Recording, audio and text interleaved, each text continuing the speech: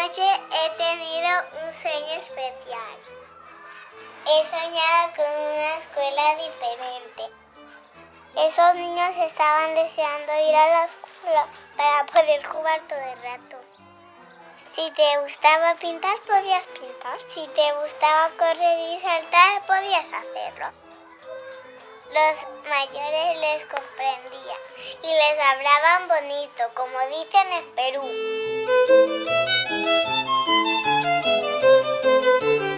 No hay exámenes ni hay deberes. No hacemos tareas como en la escuela, no tenemos un objetivo de aprender algo en el sentido de recordarlo, nada de eso. Generalmente solamente se da tareas y exámenes cuando los niños lo piden. Con los exámenes que conseguimos, pues que aprendas por el examen. Sentirse muy nervioso frente a exámenes. Y esto de estrés no sirve para un aprendizaje integral. Porque si tiene que aprender algo para una buena nota, para complacer a mamá o papá o el director o el profesor, y sabe que al final si viene y tiene una mala nota, va a ser duro, va a decepcionar a una tercera persona, eso es muy duro. O sea, yo como persona, mi vivencia con los exámenes ha sido siempre como que me preguntaban lo que no me interesaba, ¿no? O sea, a mí me encanta estudiar realmente y siempre he estudiado de una manera como muy espontánea y como muy libre, pero luego sacaba muy malas notas porque realmente me había ido por caminitos que no iban a preguntar luego en el examen. El tema de los deberes, ahí la primera pregunta es, ¿tienen sentido los deberes que le han mandado a mi hijo? Yo no sé de dónde salen los deberes, realmente no sé cuál es el origen de los deberes y no sé cuál es realmente el objetivo de los deberes. Bastante hacen los niños en el cole, 8 horas, como para además llegar a casa y tener más deberes, no tiene sentido. Lamentablemente en la escuela pública muchas veces no tiene ni un sentido el deber que le han dado.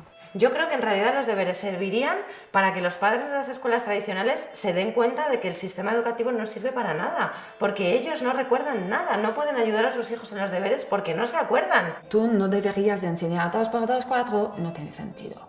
El niño te lo recita pero no tiene ni idea lo que está diciendo. ¿Quién se acuerda de la geometría cuando es abogado? No se acuerda, o sea, te acuerdas de la geometría si te ha gustado la geometría, ¿no? Es a través de manipular y manipular y manipular que al final se te queda por dentro. Igual que conducir un coche o ir en bici. De tanto ir en bici, al final sabes ir en bici.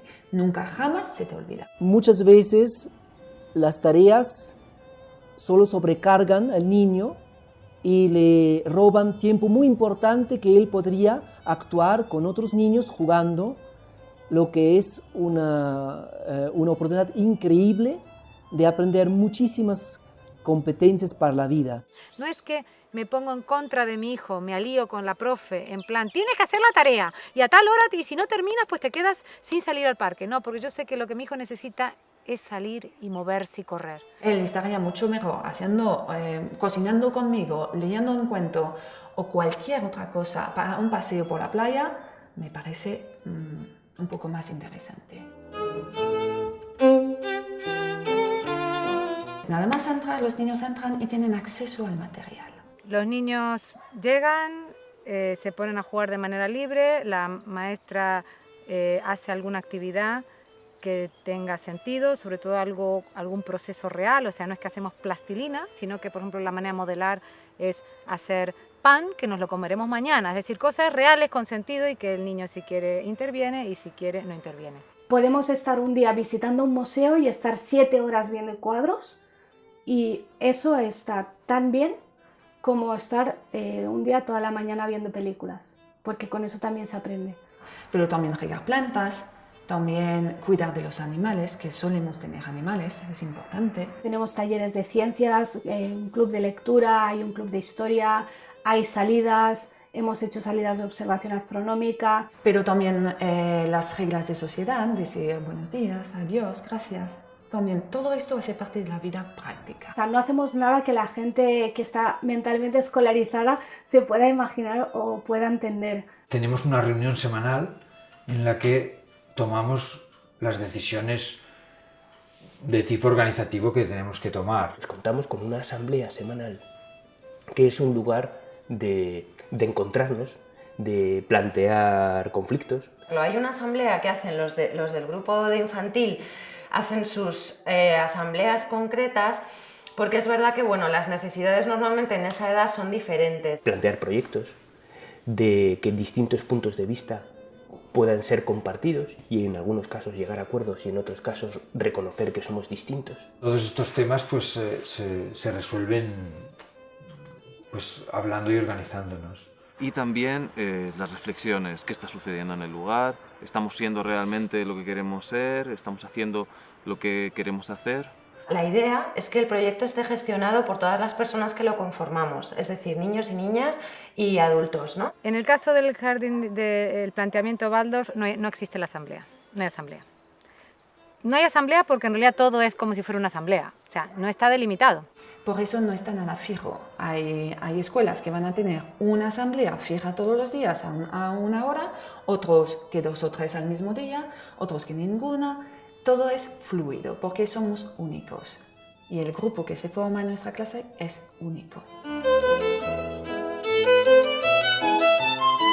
Si tu hijo no quiere aprender, le pasa algo grave a tu hijo. El aprendizaje se produce, como dice uno de mis maestros, Daniel Greenberg, desde que te levantas hasta que te acuestas, desde que naces hasta que mueres, estás permanentemente aprendiendo. Nacemos para aprender, no podemos dejar de aprender, o sea, es que hemos nacido para ello, ¿no? Intenta durante un día no aprender nada, verás que no puedes. Es imposible. El aprendizaje es un proceso que va de dentro a fuera.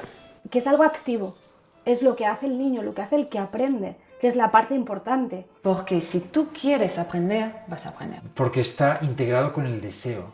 Tú cuando te interesa aprender a tocar la guitarra porque tú quieres, tocas. Pero si le aprendes una poesía por tener una buena nota, por que tu mamá te diga muy bien cariño... Puede ser vivido como violencia, porque ahora no quiero aprender esto, pero me están obligando. La enseñanza puede ser invasiva, puede ser una agresión. Cuando yo intento enseñar algo a alguien que no está interesado o que no está capacitado, eso es una agresión. La enseñanza es un proceso que va de fuera a adentro. Alguien de fuera enseña a otra persona, ¿no? Entonces no es un aprendizaje que quede tan integrado.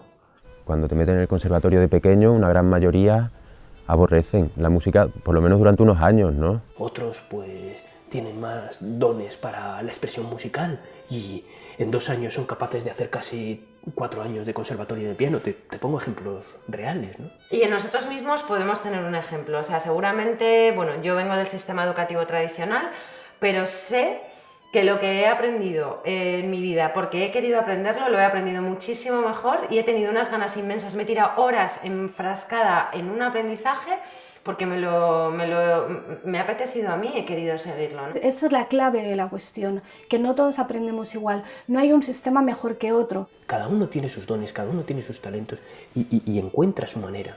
Entonces, un niño en libertad aprende muchísimo más en realidad. O sea, no solo es que no deja de aprender, sino que tiene muchas más ganas porque nadie se las corta, nadie le obliga, nadie le dirige. Todos los niños son curiosos, cada 2 por 3, ¿esto qué es, mamá? ¿Esto para qué sirve? Todo lo tocan, todos lo decimos, todo lo tocan, todo lo ponen a la boca. ¿Por qué? Porque quiere aprender, es curioso. La curiosidad es casi el motor del aprendizaje. Y por mucho que nos empeñemos y por mucho que se empeñe el sistema educativo en que dejemos de desear aprender porque nos obligan y nos guían y nos marcan y nos coartan, aún así seguimos teniendo ganas de aprender.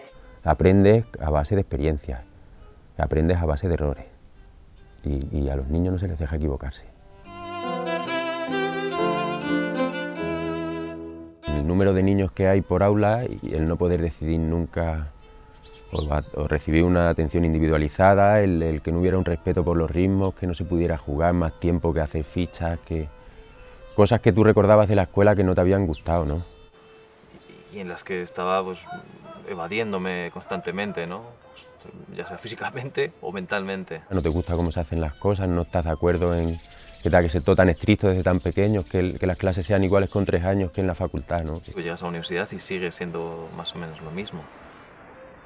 A partir de ahí es cuando ya te planteas realmente, ¿es esto lo único que puede haber o puede haber alguna otra cosa? Y no seguir un programa, un currículum, que lo que hace es, pues, de alguna manera normalizar y poner a todas las personas medidas por un mismo parámetro. Eso surge porque la educación tradicional, la que ha nacido más o menos en la época industrial o un poquito antes podría ser, pero se ha masificado en la época de la industrialización en Europa. Escuelas que nacen para dar respuesta a unas necesidades en realidad que son completamente diferentes a las que tenemos ahora. Entonces está todo un poco planificado, se podría decir, como en una fábrica. Tratamos que los niños sean todos más o menos iguales. No queremos un niño tímido ni demasiado extrovertido. Los queremos igual, que todos sean medianos en mates, medianos en agua, medianos en todo. No puedo entender que en un grupo de 30, 40 personas se pueda intentar que todos los niños sean educados de la misma forma. Y como esto no es natural, es un espacio bastante artificial, también la mezcla por edades no existe, entonces es todo homogéneo, monocultura casi. Es que no permite esa personalización de la educación que al final es lo único que sirve y que hace falta. Ya no hay un monopolio de la información o del conocimiento, de la sabiduría en manos de unas pocas personas como antes los sacerdotes o los profesores, sino hoy en día es tan accesible la información que ya no tiene mucho sentido. Toda esta cosa del acúmulo de información es algo que ya está obsoleto, porque tenemos ordenadores, tenemos cerebros externos que cumplen esta función. Así que nosotros nos tenemos que dedicar a lo que es esencialmente humano, y lo que es esencialmente humano son, entre otras cosas, las relaciones personales. Justamente lo que la Tierra, el mundo, el planeta necesita no son ordenadores en nosotros, justamente lo que necesita de nosotros es lo que nos hace puramente humanos, ¿no? Lo que nos diferencia radicalmente de cualquier máquina. Y esto es precisamente lo que la escuela tradicional está matando desde el primer día, ¿no? Yo creo sinceramente que lo más importante es enseñar a nuestros hijos justamente eso, cómo encontrar la información.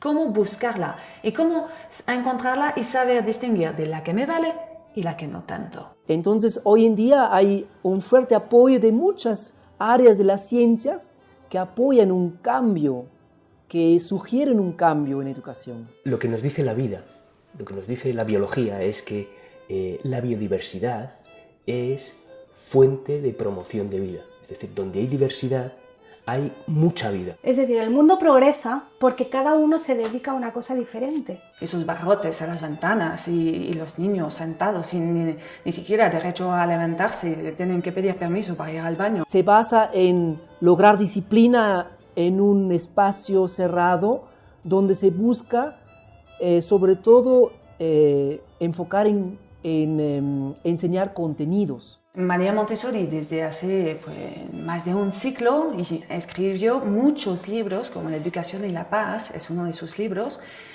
diciendo todo lo que estoy diciendo, que ya a su época comparaba la escuela normal, para llamarla de una forma, con una preparación para la guerra. Y decía, no, tenemos que preparar a nuestros alumnos para la paz en libertad. Un grupo de familias, la mayoría del grupo de lactancia de aquí de Cáceres, empezamos a reunirnos y a comentar pues, los desacuerdos que tenemos con la escuela convencional. Bueno, como somos padres, los fundadores de este proyecto, vimos la necesidad en nuestra propia vida, ¿no? Y esa hija nos trajo una revolución personal. Hice un viaje conociendo diferentes escuelas, diferentes pedagogías, diferentes métodos. Decidí irme alrededor del mundo para tratar de conocer más métodos y más escuelas Montessori. Empieza a mirar en internet y que hay un montón de escuelas libres, que está Paideia, que está Doniés, que hay un montón de escuelas que llevan una veintena de años. Y con eso empezamos en Salamanca un proyecto educativo, a lo que llamamos un proyecto educativo de educación libre. Una cosa es la pedagogía alternativa y otra es la libre. El movimiento de la educación alternativa, digamos, aunque es una definición que se hace en singular, la educación alternativa, en realidad lo que hay es una diversidad ingente de educaciones alternativas. Vemos que como en todas las cosas, pues hay corrientes más innovadoras, hay corrientes más cerradas. Gente de todos los niveles socioeconómicos, gente de todas las confesiones religiosas, y gente atea y gente agnóstica, y gente con todas las ideas políticas. O sea, el espectro es amplísimo, tan amplio como la propia sociedad. Creo que es tremendamente importante que haya todas esas diferencias. Esto es positivo, no es negativo, es positivo. Escuela alternativa significa una alternativa al sistema vigente. Y eso entonces también es un concepto relativo, porque, por ejemplo, la escuela en Finlandia el modelo educativo finlandés para nosotros sería un modelo de escuela alternativa. Es decir, la alternativa a lo que hay. Es un espacio donde se trata, lo primero, se trata a la persona de manera diferente. Ya ni siquiera digo al niño, digo a la persona en general, ¿no? A todas las personas de manera diferente. El pilar básico de la pedagogía de la caseta es el respeto hacia sus necesidades. Y con el niño lo más grave es que cuando nace lo respetamos que aprenderá a caminar, que aprenderá a agarrar cosas, que aprenderá a hablar, todo eso lo respetamos. Y de repente cuando cumplen 3 años ya no confiamos en ellos y ya tenemos que empezar a dirigirles y ahora todos tienen que hacer esto y ahora todos tienen que hacer esto. Buscando metodologías más activas, quiere decir donde el alumno está más considerado como un protagonista, participe en el proceso y no tratan al niño como un mero objeto. Entonces, esa actitud participativa de también poder expresar lo que uno siente, lo que uno piensa, eso ya es una característica totalmente esencial de no estar simplemente calladito, obedeciendo, quietecito en la silla. Y dentro de estos principios hay una diversidad importante. Hay quien lo hace en casa. Y en casa no significa físicamente en casa, sino que significa en familia. Porque hay familias que educan en casa que sí se ponen en el rol de profesor y distinguen el horario de, bueno, de 9 a 12 estamos estudiando y yo te estoy enseñando y luego ya vuelvo a ser tu madre y hacemos lo que sea que tengamos que hacer. Yo no hago eso, de hecho el unschooling consiste en no separar el tiempo de aprendizaje del resto de la vida. Agregan al aspecto activo del aprendizaje una cierta libertad y también una participación democrática o por lo menos una consideración de la opinión de los alumnos en el mismo proceso de aprendizaje. Si se les deja desarrollar su propio deseo, ellos saben lo que necesitan. Es una educación basada en la confianza. Confiar en que ellos van a actuar de una manera que va a ser buena para ellos.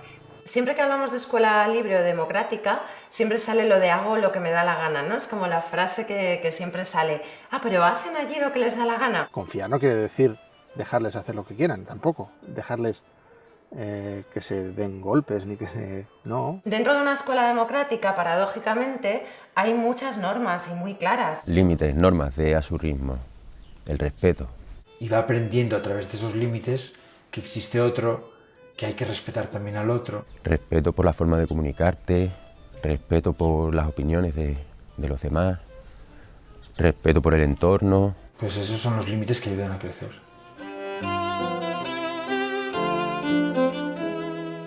Para nosotros es misión fundamental de los adultos que el entorno sea relajado y seguro, para que todo el mundo pueda no estar a la defensiva, sino tenga la oportunidad de mirarse a sí mismo con seguridad y hacer aquello que siente. Tienes que preparar muy bien el ambiente, el entorno, que tiene que ser cómodo, cálido. María Montessori llama a sus escuelas la casa de los niños. Después, la práctica psicomotriz también aporta una metodología por espacios. Y lo muy divertido es que todo el mundo en España habla de la educación con rincones. Y eso a mí me parece divertido porque la que inventó los rincones es María Montessori, pero María Montessori no los llamó rincones, los llamó espacios. El mismo proyecto se divide por espacios y cada sala a veces también a su vez está dividida por espacios. De hecho, es difícil para un niño o un adulto que no conoce el método Montessori entrar a una escuela y decir eso es mates, eso es lengua. Es casi imposible. Sino que todos pueden ir a las habitaciones correspondientes y usar el material y después devolverlo al sitio. Obviamente todo a la altura de los niños. Cuando digo todo va desde el reloj, desde una imagen hasta el material. Excepto en el laboratorio, que hay un material peligroso y delicado, todas las habitaciones, todos los espacios el material está al alcance de los niños. Que, por ejemplo, tengas un montón de material al alcance de tu mano, que no tengas que pedir permiso para cogerlo. Y bueno, este espacio grande tiene una zona de artística, una mesa que sirve además también como para reunirnos, para hablar. Es una mesa muy grande en la que cabemos todos. Hay sillas, hay mesas, pocas, no hay una por niño, sino que hay, ¿vale? Suelen ser ligeras y obviamente de madera. Y luego hay otra sala que es un poco más grande, más amplia y más más vacía, con unas colchonetas y donde es la llamamos la sala de movimiento. De repente crees que no hay nadie y aparecen dos debajo de un colchón. Y esa habitación la verdad es que la que menos cosas tiene y la que más movimiento recibe. Si necesita mover el cuerpo, encuentra su lugar. Si necesita una actividad más tranquila, plástica, también encuentra su lugar. Y luego hay una cocina muy grande donde hacemos talleres de cocina, aprendemos recetas, experimentamos y así. Por definición, cuando dos personas están juntas y conviven juntas, hay conflicto.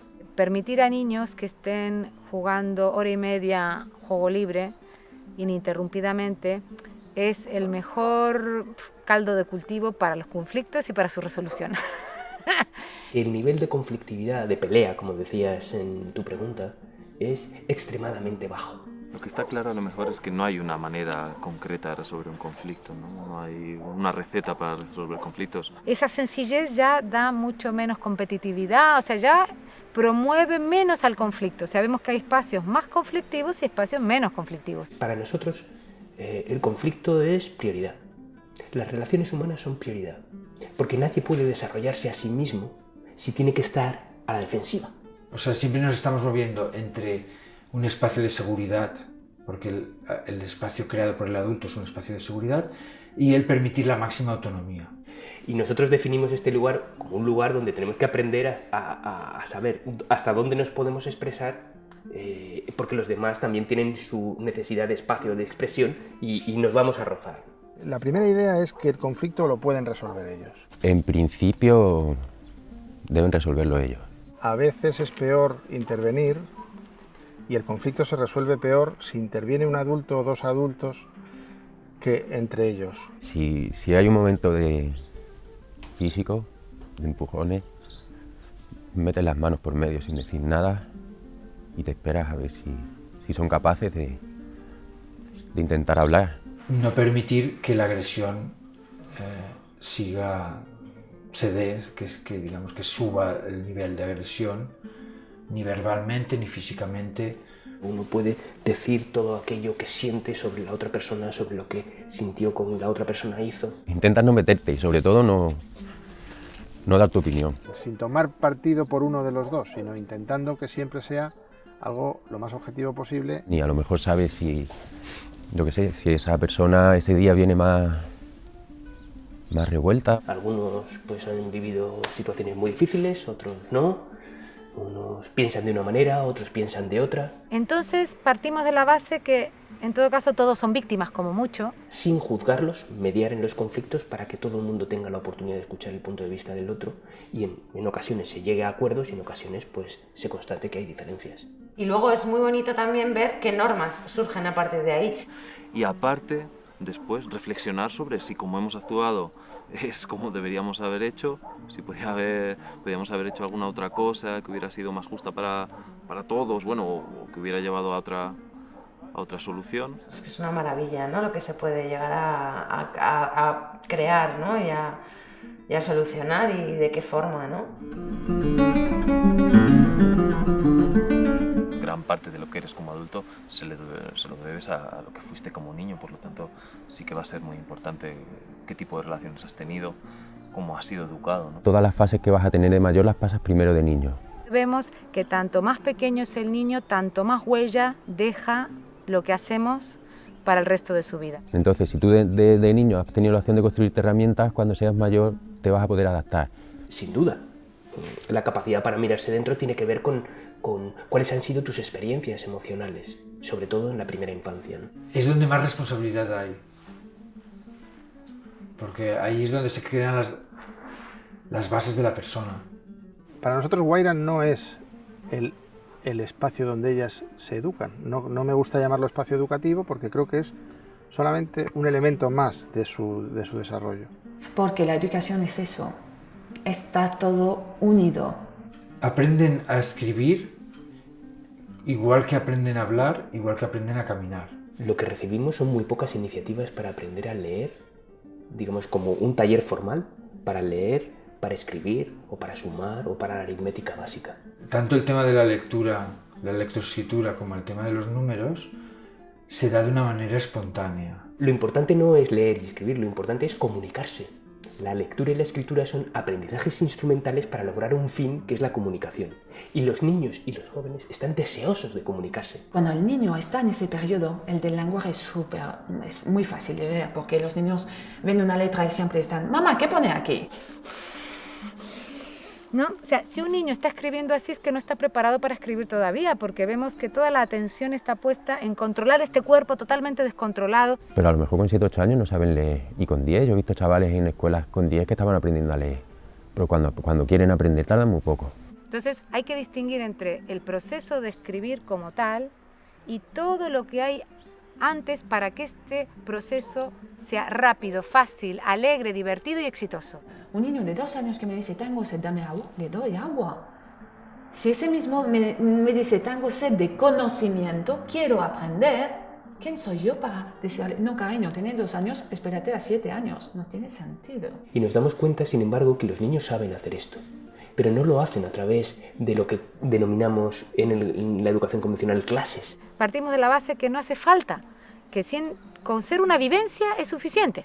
Y lo aprenden de manera libre y espontánea, sin que nosotros pongamos ahí una intención. Porque las matemáticas es la vida misma, todo es matemática. Un pastel que lo separamos, cuántos somos, lo dividimos, pero todo en lo inconsciente. No se hace ningún llamado a que esto entre en un plano consciente. Simplemente sabiendo contar hasta 10 y ciertas reglas de juego, eran capaces de hacer divisiones por 2 cifras sin saberlo. Siempre pongo el mismo ejemplo. Cuando coges una receta de cocina, ¿qué tienes que leer? Lo primero, leer. Eso es lengua. Pero luego tienes que calcular, porque las recetas suelen ser para 4 personas. ¿Y qué hago si tengo 8 personas? Multiplicar. Eso es matemática. Entonces está todo unido. No deberíamos nunca separar las materias. Y luego se comen el pan, además. El gran problema es el desconocimiento, hay mucho desconocimiento. La gente no se puede imaginar una escuela libre. Tú hablas de una escuela libre y la gente te pregunta, pero no entiendo, llegan y están todos juntos y no hay clase y no hay aulas y ¿cómo funciona? No se imaginan. La zona de confort que es difícil romper. Eso es también una barrera muy, muy, muy difícil. O sea, la libertad da miedo en realidad. Bueno, ya habló Erich Fromm en su momento, ¿no?, del miedo a la libertad. O yo cuando hablo de la educación en casa que hago con mi hijo, o doy una charla, por ejemplo, de la parte más teórica, pedagógica, legal, toda la teoría de John Holt y todo eso, pero al final siempre me preguntan, ¿pero tú te levantas por la mañana y qué haces? Y la libertad da mucho miedo, el que las cosas no estén claras, ¿no? ¿Cómo van a ser? ¿Qué va a ocurrir? ¿Qué va a pasar? ¿Va a aprender a leer? ¿Va a aprender a sumar? ¿A restar? ¿Se va a desenvolver bien? Y si no, ¿no? Estas dudas, porque realmente tenemos una presión social bastante fuerte, ¿no? Se teme lo que no se conoce. Y sobre todo si piensas que va a ser negativo o si te suena muy raro o si no conoces a nadie que lo haga. El miedo a meter a tu hijo en una escuela democrática solo te sirve para no meterlo. Y entonces, bueno, o para meterlo y no disfrutarlo nada. Y estar todo el rato pendiente, ¿no? Y entonces intentar seducirlo para que aprenda ciertas cosas. Entonces es no disfrutar y no dejarte llevar, ¿no? Entonces son miedos comprensibles, pero no tienen mucho sentido, en mi opinión. Lo difícil es para el adulto cambiar el chip y aprender a ver el aprendizaje en todas partes. Y llegar a ver, bueno, con esto que está haciendo, está aprendiendo esto y lo otro. Entonces, pues invito a los padres a pensar un poco lo que quieren para sus hijos y sobre todo, pues, oye, visitar escuelas. Niños jóvenes que salen de la escuela, una escuela alternativa libre, con su concepto más integral, interdisciplinario, holístico, tienen realmente las herramientas para poder gestionar problemas. Porque se han encontrado con mucho entrenamiento, con muchos conflictos que han ido resolviendo ellos. Y además han aprendido muchas habilidades que no se enseñan en las escuelas tradicionales, por ejemplo, habilidades sociales. Son niños que tienen unas capacidades diferentes, eso es verdad, y de repente son niños que a lo mejor tienen una capacidad de argumentar sus necesidades de una manera que llama la atención. Eso puede ocurrir. Habla con cualquier persona. Son niños que ven a un adulto y te van a preguntar cosas, ¿y tú qué haces? ¿Y cómo te llamas? Y que veo a veces niños de otras escuelas que hasta les da miedo hablar con un adulto o con un niño que va en otra clase superior. Son creativos y eso permite que ellos superan cuando hay problemas, cuando hay dificultades, mejor dicho, por ejemplo, adaptarse a un sistema más rígido, dentro de unos 2 meses se adaptan. Es alucinante la gente que sale de estas escuelas y no tiene ningún problema de adaptación. Y esos ejemplos pienso que son muy buenos de los niños que se han educado así y que ya son mayores, ver qué están haciendo con su vida. Nos fijamos un poquito en los que ya han pasado por esta escuela y cómo han salido. Podemos citar a los 2 co-creadores de Google, podemos citar a Ana Frank, al creador de Amazon, el creador de Wikipedia, la hija de los Kennedys. Entonces, bueno, yo creo que la lista es inmensa, dejo a la gente buscar en Google justamente. Pero no son niños raros, niños extraños, ¿no? Que hacen cosas raras, ¿no? Son niños que tienen capacidades distintas. Sí que tienen cosas diferentes, tienen muchas cosas en común con el resto de niños, claro, pero sí que tienen aspectos de su vida muy diferentes. El acompañante tiene un rol muy importante, pero muy diferente a un educador o un profesor tradicional. Nunca utilizo la palabra maestro o profesor, ¿no? Utilicemos otro lenguaje porque queremos crear otra realidad. Nosotros seguimos diciendo profe porque no nos da miedo tampoco la palabra profe. Hemos llegado a la conclusión que lo mejor para que se den estas condiciones, ¿no?, de desarrollo autónomo de los niños es que los adultos estemos con una actitud de observación. Entonces es como que uno está muy atento, pero a la vez dejando que ocurran las cosas. Son los niños los actores de su aprendizaje. Nosotros somos por detrás, somos en la sombra. Ese trabajo es muy estresante. No es fácil, lo que parece, no haciendo nada activamente en el aula, no es fácil.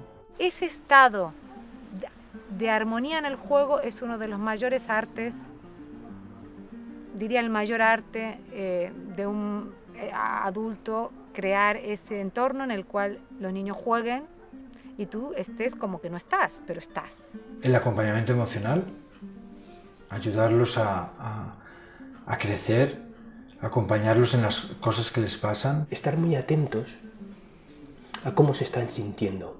Hay algunos niños, algunas niñas mayores que pueden verbalizarlos, hay otros que no pueden porque todavía son pequeños, entonces tenemos que estar pendientes, tenemos que estar atentos para saber realmente qué es lo que quieren, ¿no? Y es muy interesante ver dónde está despertando un interés y tú qué puedes ofrecerle para que pueda desarrollar, ¿no?, este interés, pero a lo mejor él el interés todavía no te lo ha dicho claramente. Si por ejemplo a los 6 años no ha tocado ninguna letra, ningún número, habrá que hacer algo. Eso es mi trabajo como guía, ver cuál es el problema, por qué no le interesa y qué puedo hacer yo para interesar a ese niño. Eso es mi trabajo.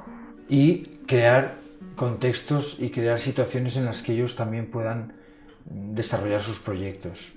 Pero son los niños que deben de aprender a servirse, a ver, a gestionar también su cuerpo. Tengo hambre, necesito desayunar. La misión de los adultos también es el de ser buscadores de recursos. Bueno, más que buscadores, encontradores de recursos, ¿no? Como Pipi Calzas Largas. Y otra de las labores es ser mediadores entre los niños y las niñas y los recursos. Cuando un niño o un joven muestra un interés, las personas del equipo de adultos, si uno de nosotros sabe de esto, entonces lo acompaña. Si dentro del equipo de adultos no hay una persona que sabe de esto, te pongo por ejemplo karate, ¿no? Pues entonces buscamos en el entorno de las familias qué padre o qué madre sabe de esto.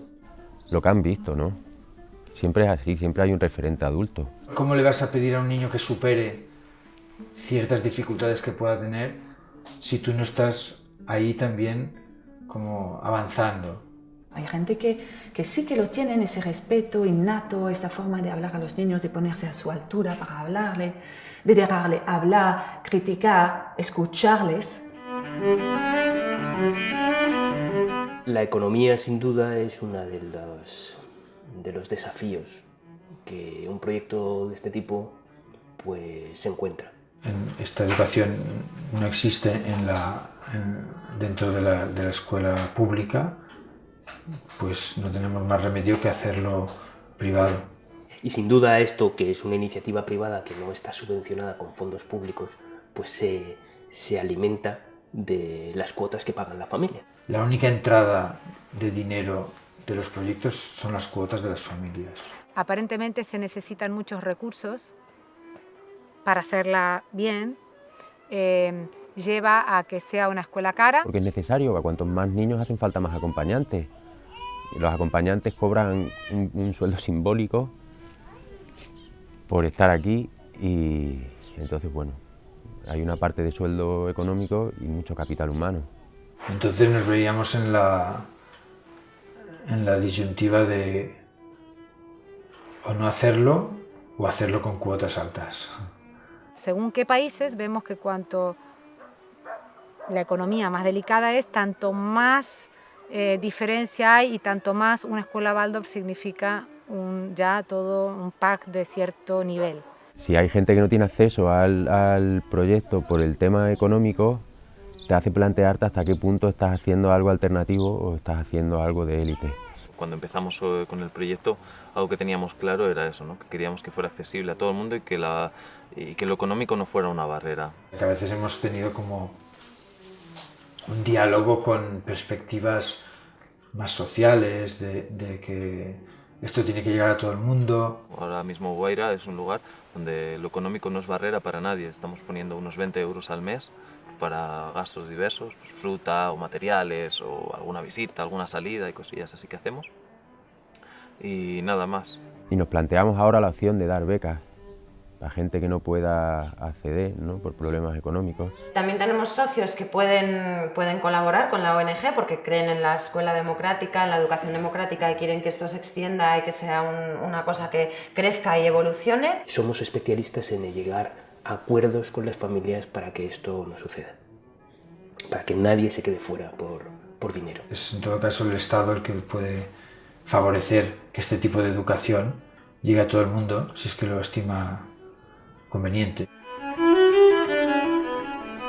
Que si uno realmente quiere crear un centro que sea un poco diferente, al final no puede. Si tienes que cumplir todos los requisitos, vas a acabar creando una escuela como todas las que ya existen. No es ni siquiera legal, realmente hay que decirlo claro, es ilegal educar en casa en España. Técnicamente es lo que se llama inseguridad jurídica, que es lo peor que le puede pasar a un Estado que se llama democrático y de derecho, que significa que uno, aun conociendo las leyes, nunca puede estar seguro de si puede o no puede hacerlo o de qué consecuencias va a tener hacer, en este caso, educación en casa o educación alternativa, fuera del sistema oficial. Hay que fijarnos mucho también en la ley de cada país, porque cada país tiene unas leyes muy complicadas. Luego la regulación es diferente en cada país. Hay países donde es muy libre, donde prácticamente no hay ni requisitos ni controles, y países donde está mucho más controlado. Esto, bueno, puede echar para atrás porque en el fondo las familias que van a un proyecto así están desescolarizando a sus hijos oficialmente. A todos los efectos son personas que educan en casa, son niños educados en casa. A nosotros nos gusta hablar de las leyes internacionales que hablan del derecho de los padres de elegir la educación que prefieran para sus hijos. Nos gusta hablar de la Constitución, que habla de derecho a la educación, de libertad, de pues lo mismo que los padres eligen. Pero es que luego está la ley, que es la que establece los 10 años de escolaridad. En la educación infantil no es problema, porque al no ser obligatoria, pues los niños pueden ir a donde los padres decidan. Después, tanto con la LOE como con la LOMCE, se pasa de hablar de educación obligatoria a escolarización obligatoria. Solo con ese cambio de término ya se nos ha caído el invento.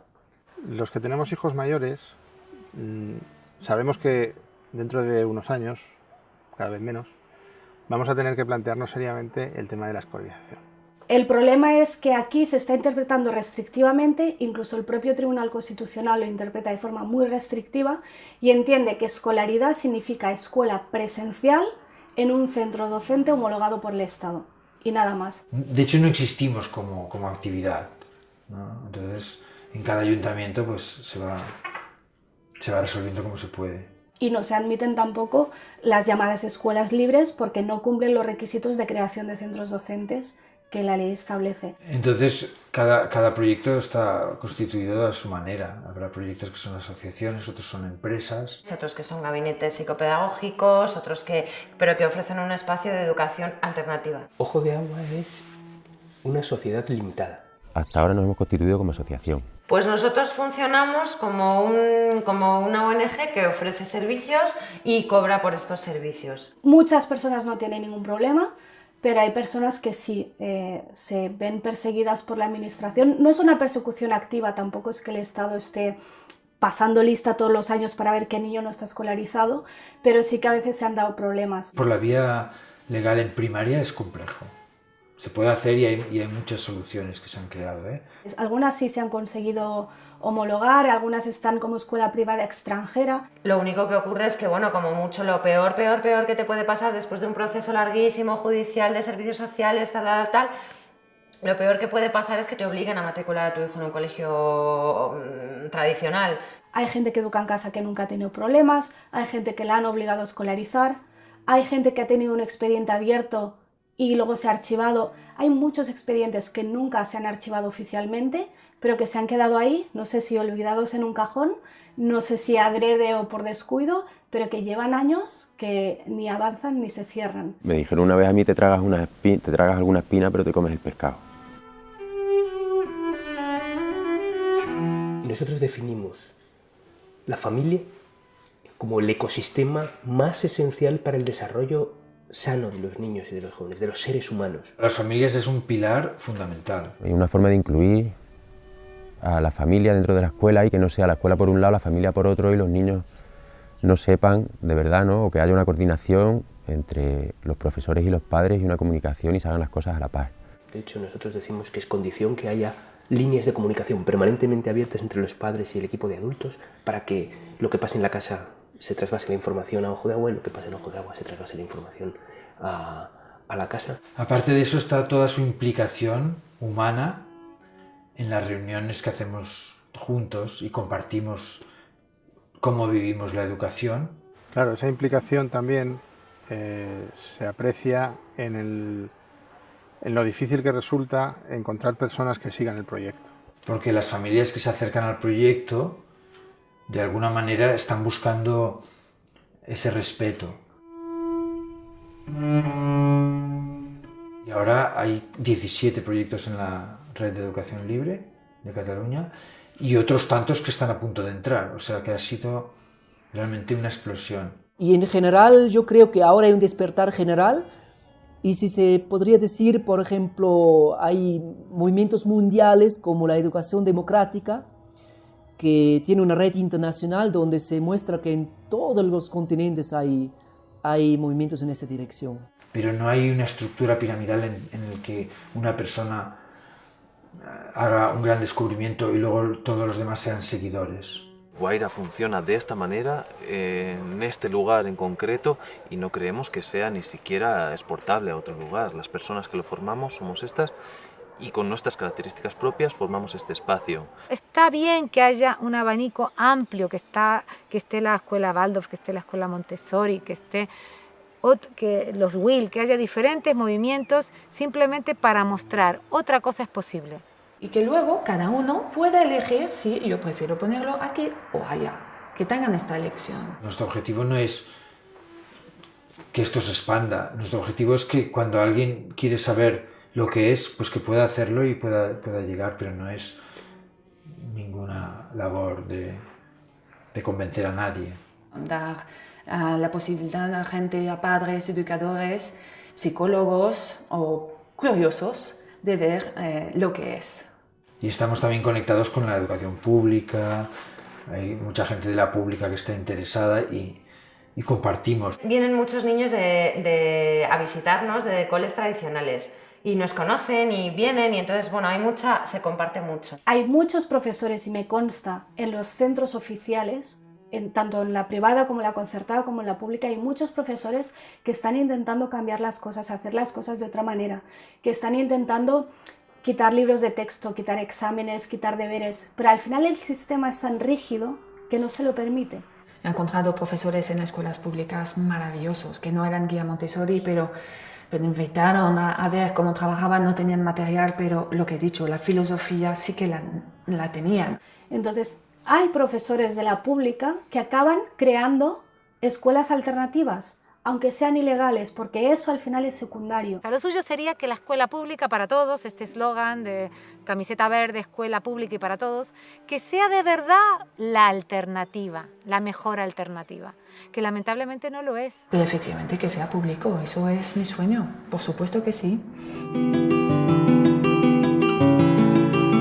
Yo sé que esto es algo que funciona, que día a día y año a año estamos demostrando que funciona.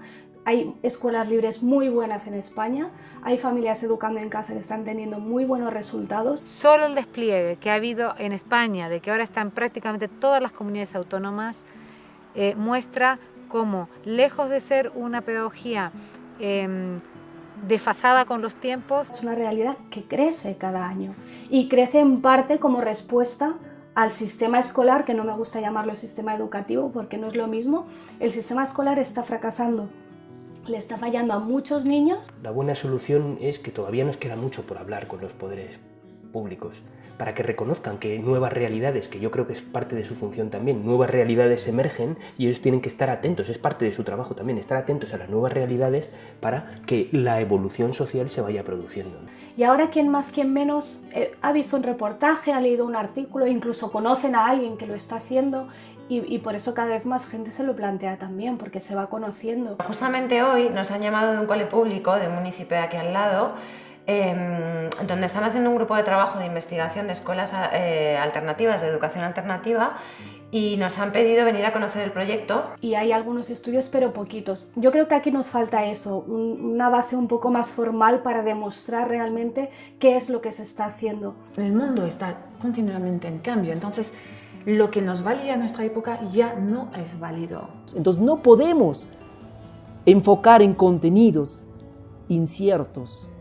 Tenemos que enfocar en otra forma de educar. ¿Qué ciudadanos queremos y nos interesa para nuestro sistema? En esa línea, lamentabilísimamente, está nuestra educación oficial. Reflexionando después te das cuenta de que eso es lo bueno para tener después adultos que sean obedientes, que no cuestionen las normas. Si tú coges a Leonardo da Vinci y le encierras durante 8 horas al día en una escuela a hacer una hora de matemáticas, una de lengua y una de historia, adiós da Vinci, adiós genio. Se acabó. Entonces tenemos que ver qué es lo importante, qué queremos enseñarle a nuestros hijos. ¿Para qué estamos enseñando lo que enseñamos? ¿Para quién educamos? ¿Educamos para esa sociedad o educamos para el ser y para que desde este nuevo ser pueda surgir una nueva sociedad? Y no adaptar a los niños a unas necesidades de, digamos, de producción, ¿no? Para que se adapten a un tipo de trabajo. Es que te puedas acabar dedicando a algo que te guste. Al final la educación es para eso, no es para memorizar las capitales del mundo ni para hacer derivadas ni nada de eso. Es para ver qué vas a hacer con tu vida, para eso es la educación. Los que trabajamos con niños, trabajamos con la siguiente generación. Trabajamos a plazos larguísimos. Allí cuando eres maestra, cuando tienes a tus niños delante, tienes el futuro delante. Y estamos absolutamente necesitados desde el punto de vista económico, esto lo cuento para los economistas, para los políticos, de creatividad y de innovación. Para salir, como digo, de la situación en la que estamos. Y me parece que es lo que queremos todos para nuestros hijos, para que luego, visto la crisis que hay, los que se salvan son los que tienen idea. Los que dicen, vale, se me ha cerrado una puerta, no hay una ventana abierta, pues venga, salgo de ahí. Y no es que la intención sea de cambio social. O sea, no tenemos el modelo de sociedad que queremos y educamos en función de ello. Sostenemos lo que ellos son y ellos ya harán el cambio que se tenga que hacer. Como decía Gandhi, sé el cambio que quieres ver en el mundo. A veces la gente te dice, pero tiene que ir a la escuela para prepararse para la vida. Mi respuesta es, mi hijo no se está preparando para la vida, la está viviendo, aquí y ahora. Tienen derecho a disfrutar de una infancia libre, a sentirse respetados, a tener cariño, a pasar las fases de su vida, aprender a vivir, ¿no?